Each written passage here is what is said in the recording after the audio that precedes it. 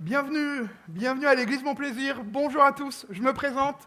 Je m'appelle Johannes, je fais partie de l'équipe pastorale avec Nicolas qui est juste derrière moi et on a la joie aujourd'hui de célébrer ce temps de fête parce que c'est un jour de fête. Je l'ai dit, on accueille une nouvelle venue dans la famille de Dieu, Évodie. Et quand je dis nouvelle venue, elle a pourtant grandi à l'église, elle a entendu parler de Jésus, mais elle a pris la décision un jour de l'accepter en tant que sauveur et Seigneur. Et qui que vous soyez, nous voulons vous dire la chose suivante, c'est que ce qui a été vécu par elle, comme ce qui a été vécu par d'autres personnes à qui je pourrais laisser la place devant maintenant, peut devenir votre histoire. Mon but, dans les instants qui vont suivre, et je voudrais juste vous le dire rapidement pour que vous puissiez comprendre, si vous ne connaissez pas du tout le fonctionnement d'une église, et peut-être même qu'en rentrant dans ce lieu, ça bouscule complètement tous vos principes, tous vos préceptes, et tout ce que vous imaginez.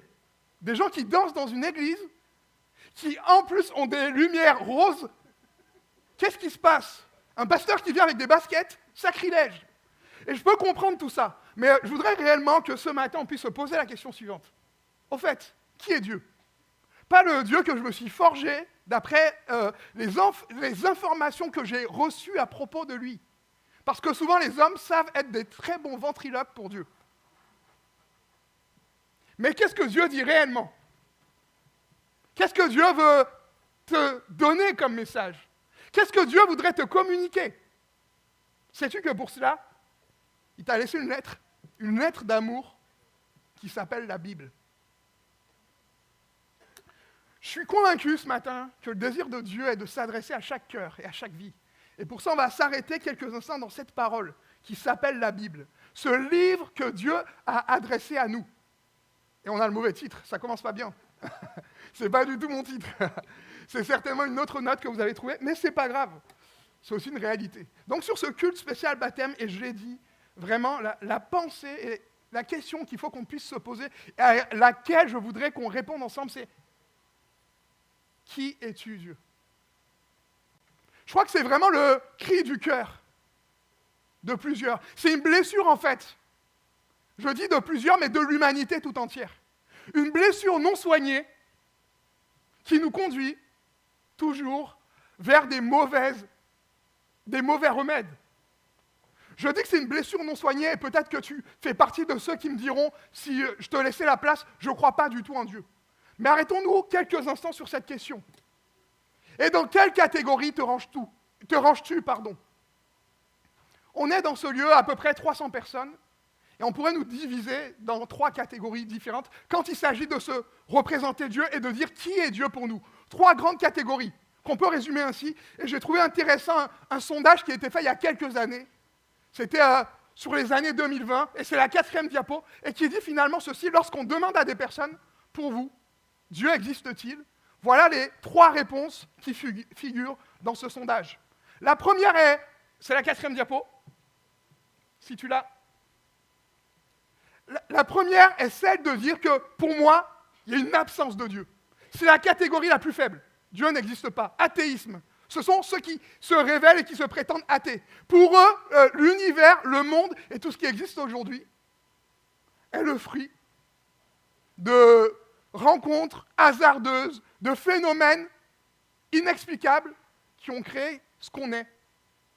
Il n'y a ni début, ni explication rationnelle à un début de ce monde, mais il n'y a finalement, dans cette explication, aucune espérance et aucune fin. L'homme vit pour quelques années sur cette terre, et un jour, le jour où on disparaît, plus rien. La deuxième catégorie, c'est l'agnosticisme. Et c'est finalement celle qui commence à prendre le dessus en ce moment. Beaucoup pensent être athées, mais en réalité sont agnostiques. Et c'est ceux qui prétendent, lorsqu'on leur demande qui est Dieu, ou comment vous vous positionnez par rapport à la question concernant Dieu, qui vont dire « Je crois dans une puissance supérieure, mais je ne sais pas la définir. » Je crois qu'il y a quelque chose. Je peux l'appeler, parce que je n'ai pas la connaissance, je peux l'appeler mère nature, je peux l'appeler karma, ou autre. Et remarquez avec moi, finalement, le nombre d'athées, il est extrêmement réduit. On est tous croyants quand on est face au malheur. On est tous croyants, on devient tous croyants, même lorsqu'à la base on ne l'est pas, quand on rencontre une difficulté. Et puis la dernière catégorie, c'est le déisme. Ceux qui disent que Dieu existe, qui croient dans son existence et qui, pour cela, se tournent vers une religion. C'est important pour nous, je l'ai dit, au-delà de ces différentes catégories, et c'est le but de Dieu, nous dit la Bible, c'est de vivre une expérience avec lui, de vivre un temps de rencontre, comme une collision, un basculement, un temps où tout va se renverser dans ta vie, et où tu vas pouvoir réaliser que le Dieu que tu cherches, sans même le réaliser, sans même le comprendre, au travers peut-être de l'approbation autour de toi. Le Dieu que tu cherches est situé comme moi dans ton histoire, au travers de succès ou de doses de bonheur que le monde va te proposer de manière limitée. Toutes ces choses que tu voudrais pour être heureux se trouvent finalement en une personne, celle de Jésus. Je voudrais qu'on puisse réaliser ce matin que Jésus est le Dieu qui s'est révélé et qui désire se révéler à nous. Tu peux mettre la 3e diapo, s'il te plaît. Dieu s'est révélé. Et c'est pour ça, en fait, nous chrétiens, et c'est ce qui nous différencie finalement de tous les autres courants religieux, c'est cette personne de Jésus qui est Dieu, finalement, la personne de Dieu qui est venue sur terre pour se révéler à l'humanité. La Bible dit ceci dans Jean 14, verset 9, et qui nous montre à quel point Dieu s'est révélé par la personne de Jésus. Jésus va dire, « Celui qui m'a vu a vu le Père. Celui qui m'a vu a vu le Père. » J'ai dit tout à l'heure, on peut se forger des images de Dieu. Et c'est même une invitation de la part de Dieu à éviter de le faire. On peut, dans notre esprit, par rapport à nos vécus, nos expériences, idéaliser, ritualiser, compliquer, banaliser la foi. Mais pourtant, au travers de la personne de Jésus, nous avons la possibilité d'avoir un moyen direct et une relation directe avec Dieu. Le Dieu créateur qui t'a donné la vie. Le Dieu qui a pensé à toi bien avant la fondation de ce monde et qui désire tout simplement, je l'ai dit, entrer en relation avec toi. Il y a une difficulté dans notre ciel et notre époque. C'est qu'on est dans un monde qui cherche à multiplier les chemins, multiplier les solutions, les voies pour aller vers le but et la personne de Dieu. Et ici, par cette phrase et par sa vie, Jésus montre qu'il n'y a qu'un seul moyen d'avoir accès à Dieu. C'est lui. Souvent, il y a comme plusieurs façons de faire pour avoir accès à Dieu. J'ai dit la première, l'athéisme, où la négation consiste à fermer les yeux, à dire Dieu n'existe pas. L'agnosticisme consiste simplement à avoir une vision limitée et à se limiter à son expérience, à son vécu. Mais même le déisme est une forme d'erreur. Dieu ne se résume pas à une religion. Quand Jésus dit ce texte, dans Jean 14, verset 9, il y a tout un contexte. Il y a toute une histoire derrière. Et quand on regarde, on réalise en fait que même les disciples, des hommes qui suivaient Jésus, des hommes qui avaient une connaissance, une base de foi religieuse, ne le connaissaient pas en réalité. Leur vision était tout simplement partielle. Et si Dieu lui-même n'était pas venu sur cette terre, et par sa venue, par son souhait de s'approcher de nous, ne nous avait pas atteints, l'inverse aurait été impossible. Pourquoi ?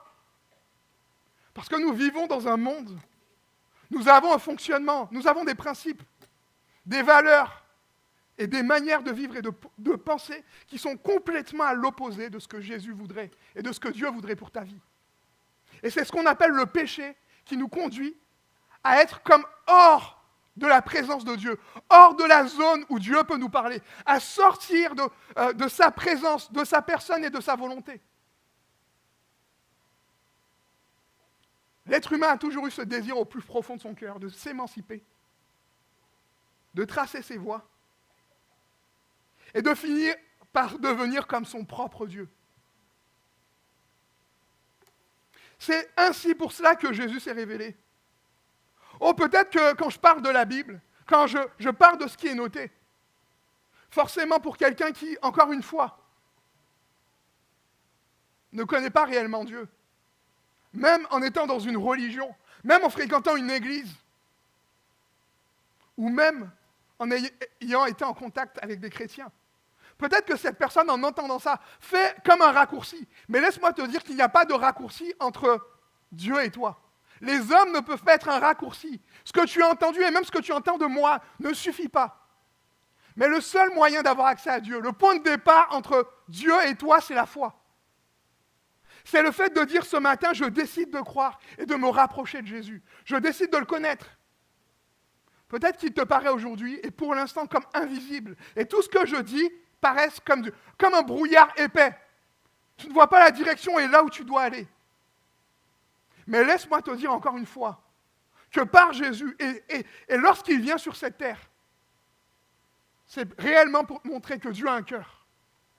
Dieu n'est pas une puissance, encore une fois, dénuée d'émotion.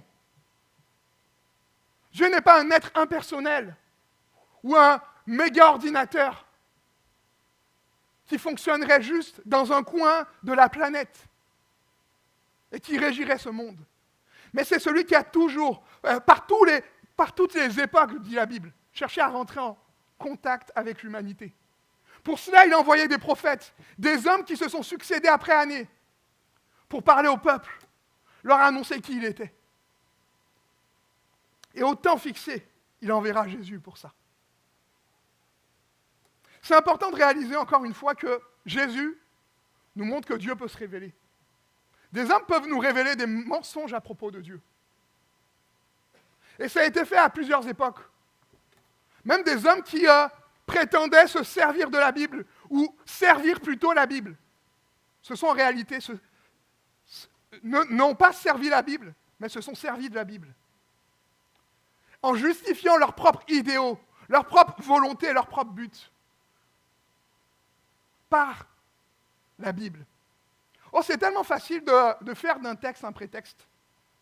J'ai un enfant qui a 4 ans, et je le vois très rapidement avec lui, même lui a 4 ans. Quand je lui donne une information et qu'il va voir sa maman et qu'il dit un peu ce qu'il arrange dans l'information. Comme par exemple, maman a dit que je pouvais prendre les Kinder que je voulais pour le goûter. Mais il manque peut-être une partie de la vérité parfois. Et en fait, c'était le cas dans l'histoire, l'anecdote que je vous raconte. Je lui avais dit, tu peux prendre un Kinder si tu finis de ranger ta chambre. L'information la plus importante, à mon sens, a été oubliée. Et je crois que c'est souvent pareil pour nous lorsqu'il s'agit de venir devant Dieu, qui que tu sois encore une fois. Et Dieu voudrait que tu viennes à lui. Mais comment venir à Dieu avec tes blessures? Comment venir à Dieu avec ton histoire? Comment venir à Dieu avec tout ce que tu as pu vivre? Encore une fois. C'est comme essayer d'atteindre le ciel en se construisant un édifice le plus grand possible qui soit et en prétendant au bout, en montant mon échelle, une marche, et en croyant qu'à la fin de tout ça, je pourrais tomber sur Dieu. La réalité, c'est que Jésus, encore une fois, montre Dieu se révéler à toi. Si tu veux connaître Dieu, il n'y a pas d'autre voie, il n'y a pas d'autre chemin que celui-là. Dieu qui vient jusqu'à nous pour se montrer tel qu'il est.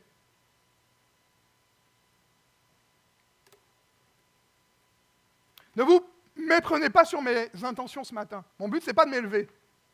Mon but, ce n'est pas de mettre en avant ce que j'ai pu faire ou ne pas faire. En tant que chrétiens, nous ne sommes pas meilleurs que vous. Nous sommes comme vous, des pécheurs, mais qui un jour avons décidé de plier les genoux devant Dieu, et qui avons compris en fait le sens de notre vie sur terre. Il y a quelque chose que rien dans ce monde ne pourra t'apporter, parce que tu as été fait par ton Créateur, avec au fond de toi un intense désir de l'adorer. C'est pourquoi tu as été créé. Tout comme une œuvre d'art rend hommage à son Créateur, tout comme un édifice rend hommage à son constructeur, l'homme a été créé pour rendre hommage à Dieu. Et lorsqu'il ne le fait pas pleinement vers Dieu, alors cela se détourne. Et je voudrais te poser la question suivante. Pour qui, pourquoi vis-tu? À quoi appartiens-tu? Peut-être que tu me diras, mais j'appartiens à personne. Je suis libre. J'arrive à diriger ma vie comme je veux, quand je veux, où je veux. Mais en réalité, vers quoi tu te tournes? Quel est ton refuge quand ça ne va pas? En réalité, comment fonctionnons-nous? Et moi le premier, hein. Quand nous sommes face à des tentations, à des combats et à des difficultés. Et au fond de nous, à l'intérieur de nous, un cœur qui bat tout simplement au rythme de son Créateur, avec ce désir de le connaître. Jésus, c'est réellement l'image de Dieu qui veut rentrer encore une fois en communication avec toi, en communion et en intimité avec toi. Il n'est pas celui qui est venu pour régner et être servi. Ce n'est pas ça Dieu. Il n'est pas celui qui est venu pour que tout le monde s'humilie dans sa présence. Mais il s'est fait serviteur et le dernier de tous.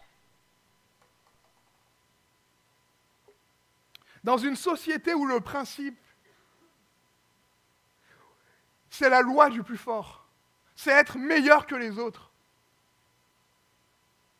où tout est fait, tout est développé, et tout nous invite à soigner la façade, tout en étant abîmé à l'intérieur. Dieu nous montre que juste par son regard et par sa présence, il désire vraiment déceler tout ce qu'il y a à l'intérieur de nous. Jésus est en fait Dieu devenu homme pour répondre aux besoins des hommes et à la détresse de l'homme. Dieu est venu parmi les hommes, pour les hommes, afin que tous ceux qui croient puissent devenir enfants de Dieu. Et par sa venue et sa présence, il nous montre Dieu qui s'est révélé, mais également Dieu qui s'est livré. Dieu ne s'est pas contenté, et ce n'est pas simplement son désir, que tu puisses vivre quelque chose ce matin. Et réellement, et comprends-le, c'est ce qui est beau dans la venue de Jésus. C'est qu'il permet en fait d'être à Dieu, d'être accessible pour tout le monde. Quelle que soit la catégorie sociale, quel que soit le lieu d'habitation, quel que soit le vécu. Dieu te dit ce matin, je t'entends, je te vois. Et si par la foi tu désires venir à moi, alors je pourrai te parler.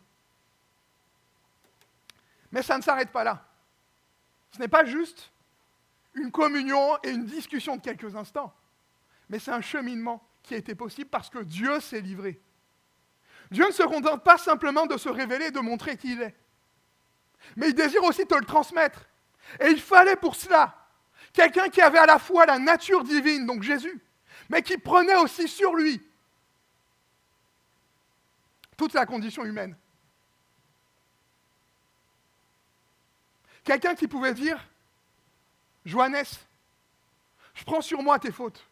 Seigneur, Johannes, je prends sur moi la noirceur de ton cœur. Johannes, je prends sur moi tes doutes. Johannes, je prends sur moi tes angoisses. Johannes, je prends sur moi tes limites. Et même tes mauvaises décisions, ton entêtement, et tout cela. Heureusement que ma femme n'est pas là, sinon elle aurait dit Amen à tout ça. Mais vous pouvez remplacer peut-être Johannes par votre nom, que je ne me sente pas seul, mais la réalité est celle-là. C'est que Dieu est venu et Dieu s'est livré en Jésus pour que ce qui est profane, l'homme, moi, et ce qui est saint et parfait, puisse communier et vivre cette intimité. Tu n'as pas ce matin à payer le prix qui a déjà été donné il y a des années en arrière par Jésus. Mais tu as juste besoin de le réaliser, de le demander et de le confesser en demandant pardon pour tes péchés. Jean 10, verset 17, nous rappelle que Dieu s'est livré. Est-ce qu'on est sûr de la référence? Est-ce que j'ai un petit doute? Tac, tac, tac. Ou sinon, c'est moi.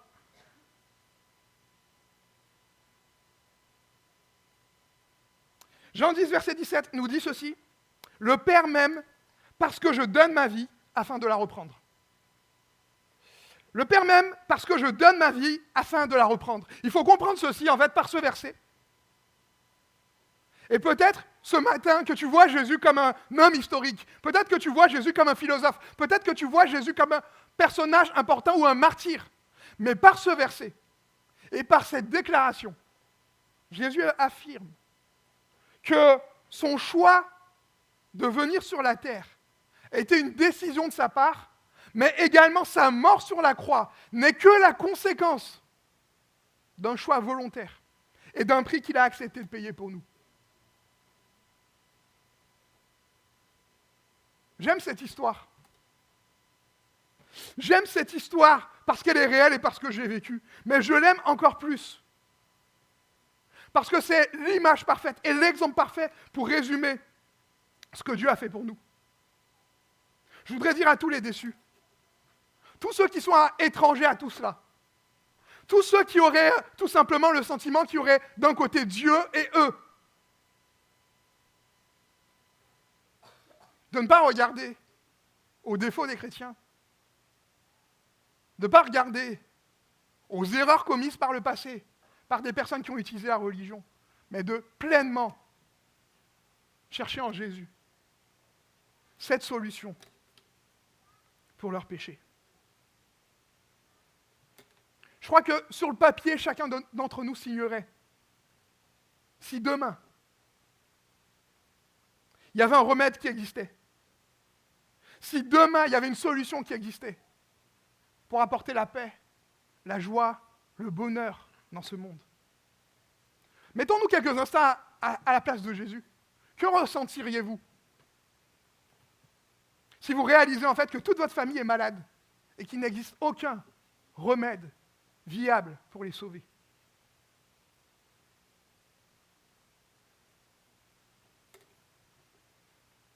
C'est ce qui s'est passé pour Dieu, qui a sans cesse cherché à sauver l'humanité. Inlassablement.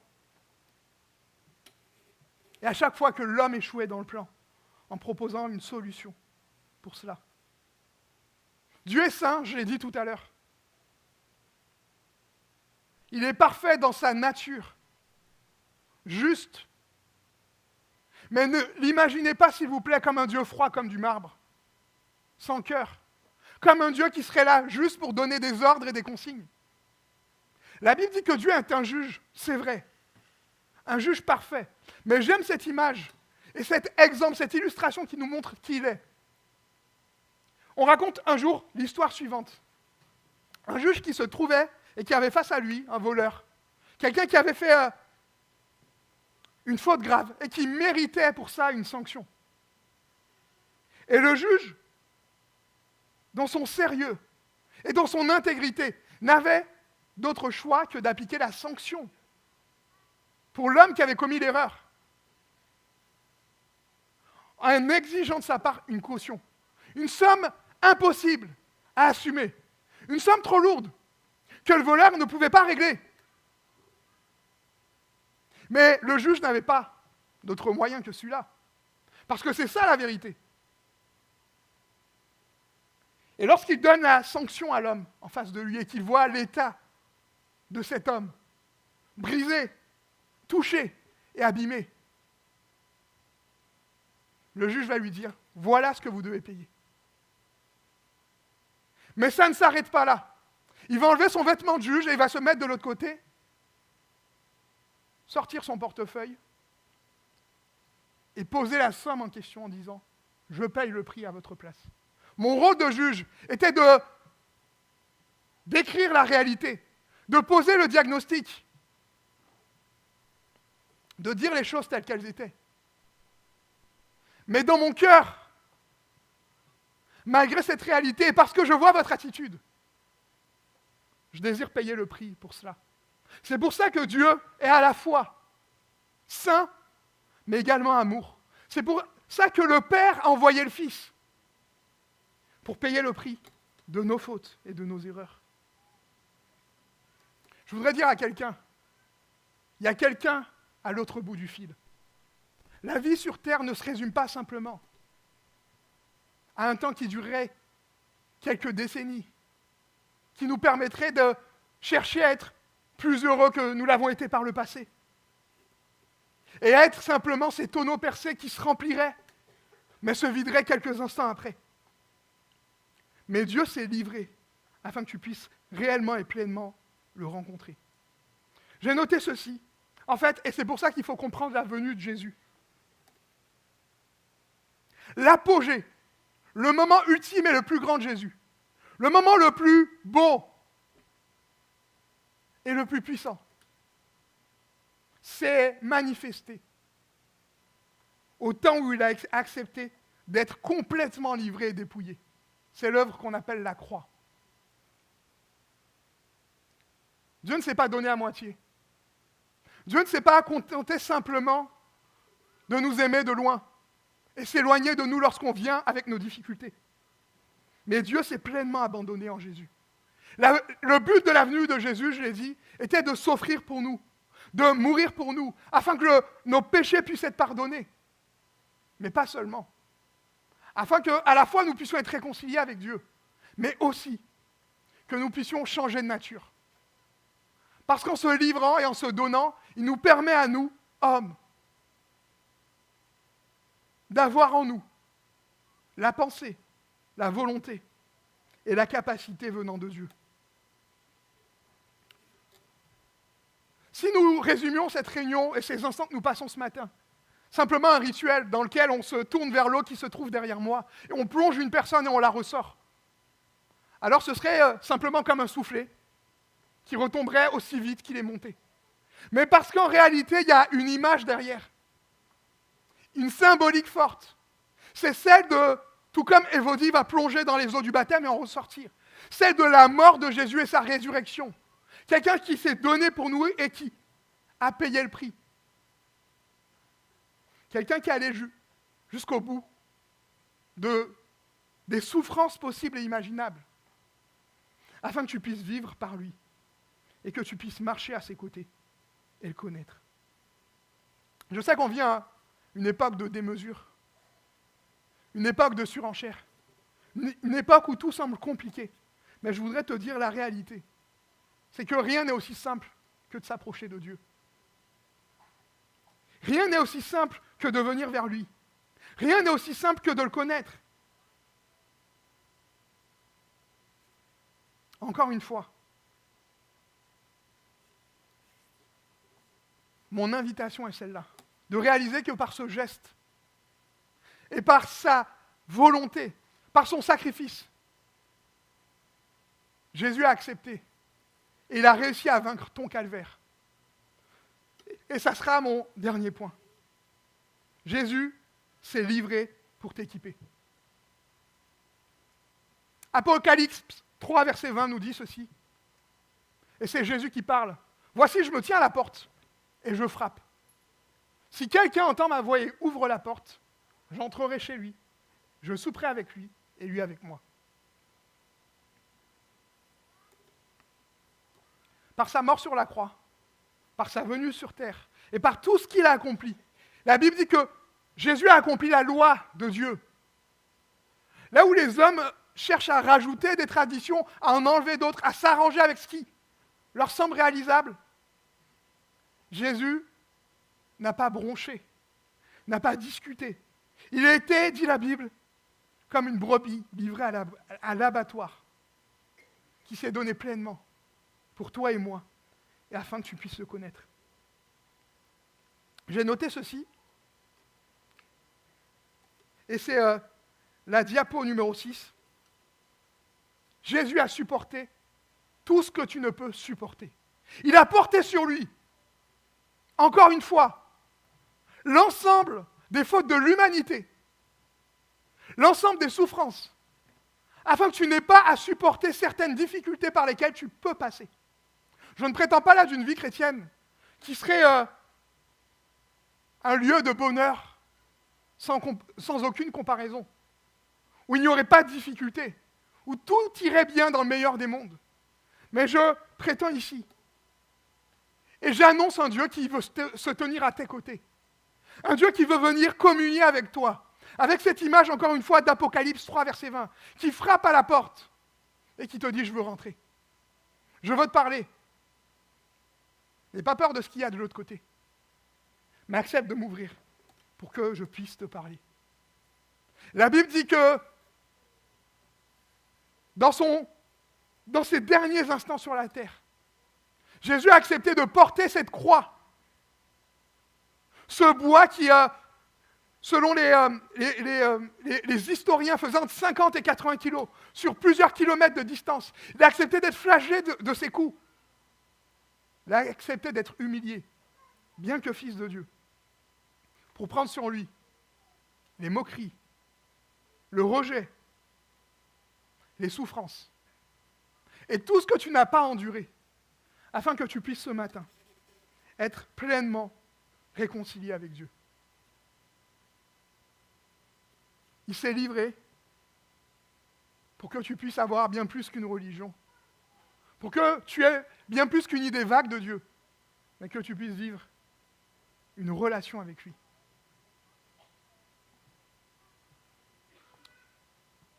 Je posais la question en introduction, dans quelle catégorie? Et comment vous rangez-vous lorsqu'il s'agit de parler de Jésus? Finalement, j'ai dit, aucune de ces trois catégories ne suffit. Ne me voyez pas ce matin comme quelqu'un qui viendrait faire la publicité pour Dieu. Il n'en a pas besoin. Mon seul rôle ce matin, encore une fois, c'est une invitation à venir dans sa présence. Je conclurai par la citation suivante. Un homme a dit ceci, et toujours en référence avec les trois catégories dans lesquelles on pourrait se ranger en disant je suis athée, agnostique ou je crois dans un Dieu. Un homme a dit ceci. En prenant la Bible, en lisant tout ce qu'elle dit, tout ce qu'elle prétend sur Jésus, tout ce qu'elle annonce qu'il a prononcé, il n'y a que trois possibilités. Soit Jésus est fou. Et dans ce cas-là, ça fait peur, parce que ça voudrait dire qu'au moins la moitié de cette salle est folle de croire que Jésus existe encore. Ça veut dire que tous les jours, ceux qui vivent une expérience avec lui, qui l'acceptent comme Seigneur et Sauveur, et qui vivent ce qu'on appelle la nouvelle naissance, qui voient leur passé effacé, et qui peuvent rentrer dans une nouvelle vie, qui peuvent changer leur nature, là où la volonté propre de l'homme ne suffit pas, recevoir les capacités de Dieu, ça veut dire que toutes ces personnes-là s'inventent finalement un scénario qui ne tient pas debout. Première possibilité, c'est celle-là. Deuxième possibilité, c'est alors Jésus est le plus gros des imposteurs. Alors là, il serait quand même sacrément fort. Un imposteur prêt à aller jusqu'au bout de son idée et jusqu'à souffrir sur la croix, sans jamais renoncer, sans dire au bout d'un moment, stop, ça va. Vous comprenez? Je veux bien qu'on puisse mentir pour quelque chose, mais il y a un moment où même le pervers narcissique le plus fou de cette terre serait face à un état de souffrance qui l'empêcherait d'avancer.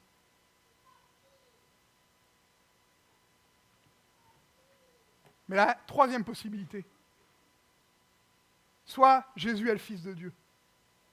Et si en réalité, ce qu'il a retenu sur cette croix, ce n'était pas simplement ses clous plantés dans la paume de ses mains, mais tout simplement son amour pour toi ce matin. L'amour qu'il a manifeste pour chacun d'entre nous, qu'il a manifesté à Évodie, qu'il a amené à cette conversion, mais qu'il veut aussi manifester pour toi. Hier comme il l'a fait, aujourd'hui mais aussi demain. Jésus est le Fils de Dieu. Jésus est celui qui désire que tu puisses connaître Dieu. Le seul moyen par qui tu peux t'en approcher. Et alors qu'on peut fermer les yeux quelques instants et prendre un temps de recueillement et que l'équipe peut se mettre en place, je voudrais qu'on puisse pleinement réaliser cela.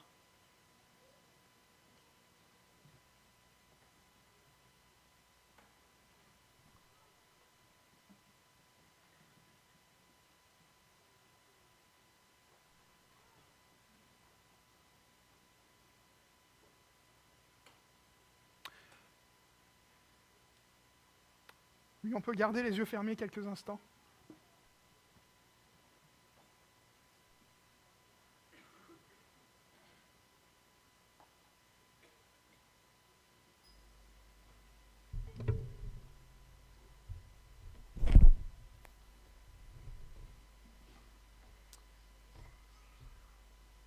Restons dans le silence quelques instants.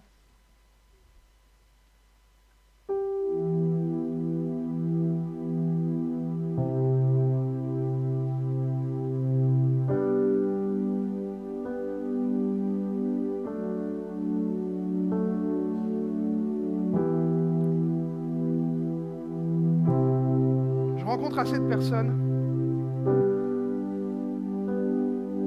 pour savoir à quel point, que tu sois chrétien ou pas d'ailleurs, on peut avoir des conceptions erronées de Dieu. On peut nous-mêmes nous disqualifier de ce que lui voudrait pleinement pour nous. Je rencontre assez de personnes pour voir tout le mal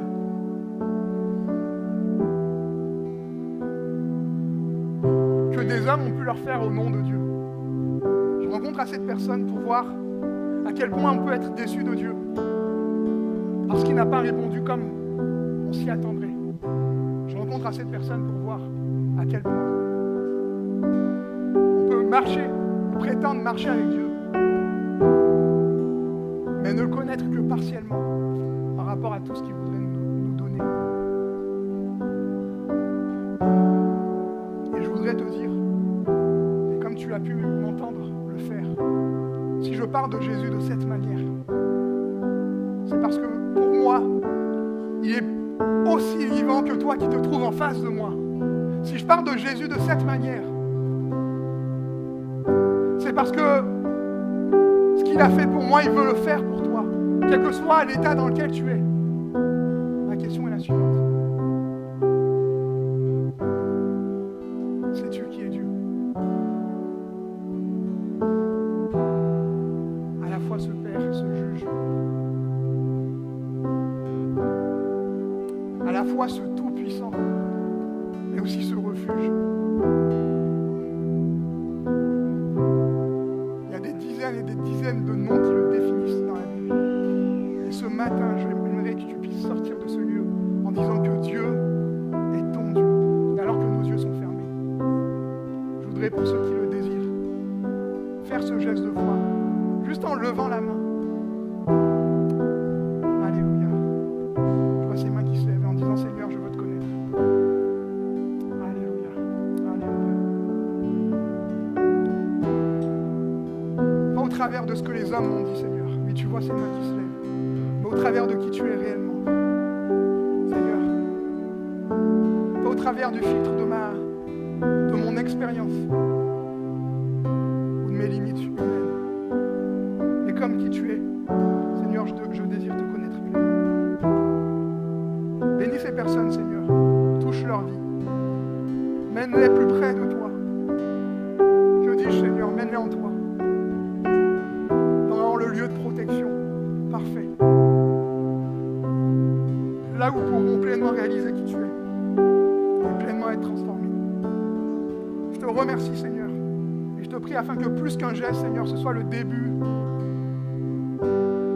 d'une nouvelle vie qui commence en toi.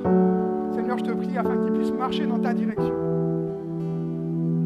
Et que ce premier pas puisse être suivi, Seigneur mon Dieu, d'autres décisions.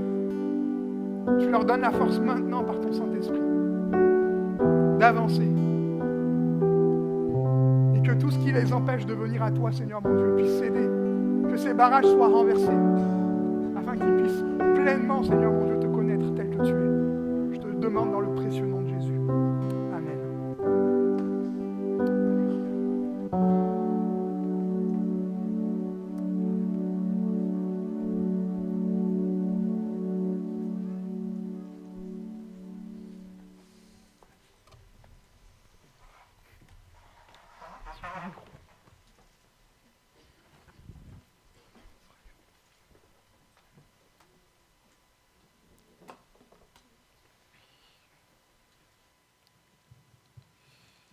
On a parlé de ce Dieu qui aime chacun, ce Dieu qui désire sauver, ce Dieu qui désire transformer. Et on va pouvoir, dans quelques instants, écouter ce qu'il a fait justement dans la vie d'Évodie.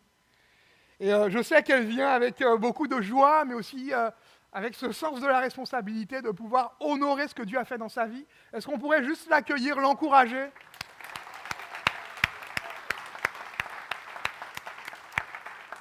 Elodie, on est avec toi.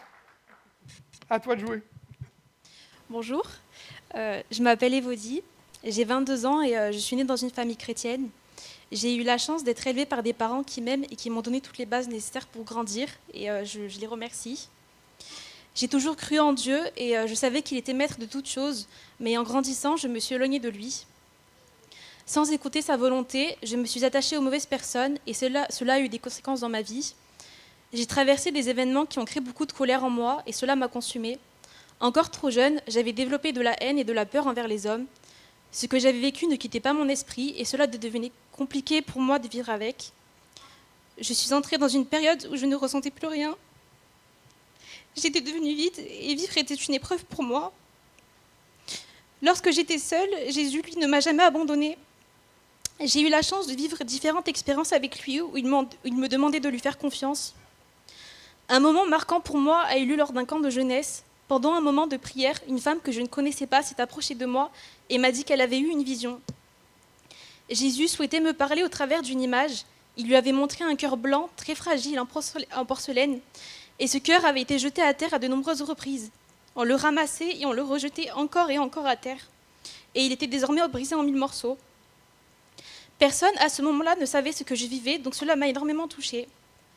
Elle a continué en me disant que Jésus agirait en moi et qu'il ramasserait chaque morceau de mon cœur pour le reconstituer avec son amour.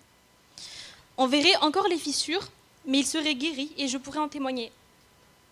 À ce moment-là, Jésus était mon pilier quand je voulais tout abandonner. Sans lui, je ne serais plus là aujourd'hui. Petit à petit, Dieu a réparé et adouci mon cœur. Il m'a permis de pardonner et même d'oublier certaines choses. Le vide que je ressentais disparaissait quand je priais. C'était le seul moment où j'arrivais à me sentir bien. Je comprenais alors que cela prendrait du temps, mais que je pourrais être guérie seulement par le nom de Jésus et grâce à l'amour inconditionnel qu'il porte à ses enfants. J'ai alors placé toute ma confiance en lui et j'ai décidé de le laisser conduire ma vie.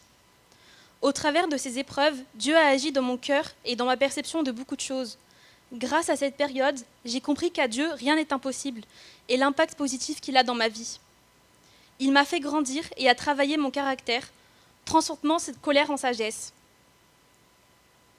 J'ai aussi compris que de garder de la rancœur m'empêcherait d'avancer, alors j'ai pardonné. J'ai pu regarder le monde avec un regard neuf et admirer sa création et retrouver du plaisir dans tout ce que je voyais. Le sacrifice de Jésus à la croix m'a permis de recevoir gracieusement la rédemption et d'être sauvée.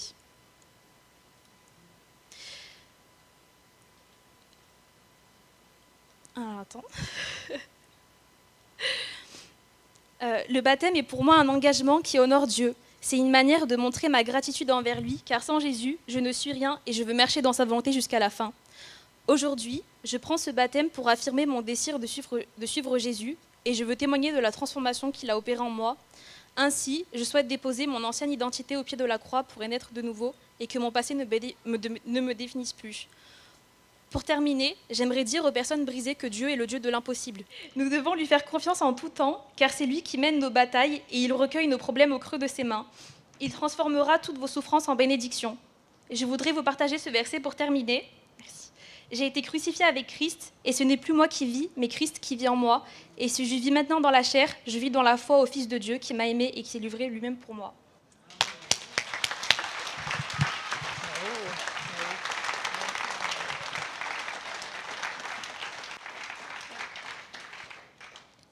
Vous l'avez remarqué, même si ça restera toujours le bébé de ses parents, Elodie n'est plus un bébé.